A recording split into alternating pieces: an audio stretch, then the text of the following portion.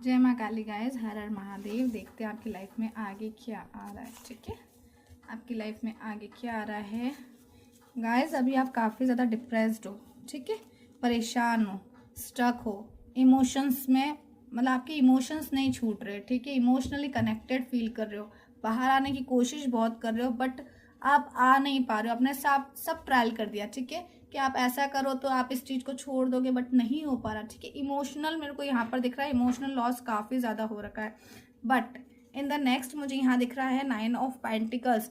आप इन सब चीज़ों से फ्री होते हुए मुझे यहाँ पर दिख रहे हो, ठीक है। जितने भी इमोशनल चीज़ें आपने होल्ड करके रखी थी, पकड़ के रखी थी, ठीक है, किसी ने डिस्टर्ब किया आपको, जो भी था, सोचने समझने की शक्ति आपकी ख़त्म हो गई थी, कुछ डिसीजन नहीं ले पा रहे थे बट अभी आप फ्री हो रहे हो, ठीक है।